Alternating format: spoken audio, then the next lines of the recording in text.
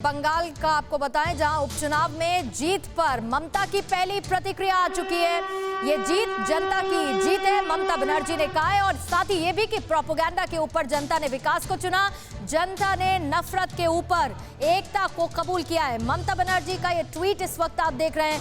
पश्चिम बंगाल को यूं ही ऊंचाइयों पर ले जाते रहेंगे, ममता बनर्जी ने कहा है, क्योंकि पश्चिम बंगाल की सभी 4 सीटों पर जीत की और टीएमसी, हालांकि जैसे कि हमारे सहयोगी रविशंकर दत्ता अपडेट कर रहे थे, एक सीट पर नतीजे आ चुके हैं और जनता को समर्पित रविशंकर दत्ता ये जीत कर दी है। ममता बनर्जी ने नफरत को किनारे रखा है, यहाँ की जनता ने ममता बनर्जी साफ कर चुकी है।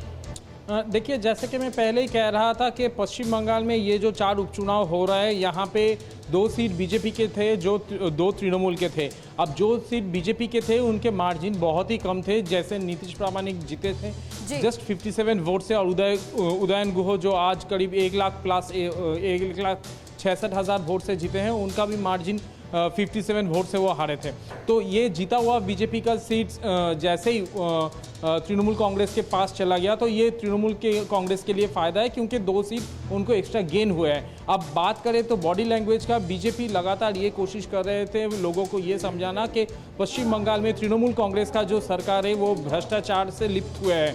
लेकिन ममता बनर्जी ने ये दिखाया कि 2021 के उपचुनाव में जैसे उनका जीत हासिल हुआ, वो सीएम कंफर्म हो गए, तो लोगों के अंदर एक भावना पैदा हुआ कि बीजेपी को ये सीट देके फायदा नहीं होगा। जो 4 सीट्स है वो तृणमूल का पक्ष में जाएंगे, तो ममता बनर्जी का जो हाथ है वो ज़्यादा सख्त हो जाएंगे। तो शायद यही चिंतन रख के जो लोग हैं वो वोट दिए हैं, और यही डिस्क्रिप्शन ममता बनर्जी कर रहे हैं, और बीजेपी इसको कह रहे हैं कि ये लोगों को बिल्कुल। रवि, नजर आप बनाए रखिएगा। फिलहाल सभी सहयोगियों का शुक्रिया ताज़ा जानकारी हम तक पहुंचाने के लिए। और अग्नि परीक्षा हम इसलिए इसे कह रहे हैं क्योंकि आज जो उपचुनाव के नतीजे आएंगे उससे यह तय होगा कि जनता सरकार के काम पर मुहर लगा रही है नहीं, या फिर बदलाव चाहती है खुद के लिए।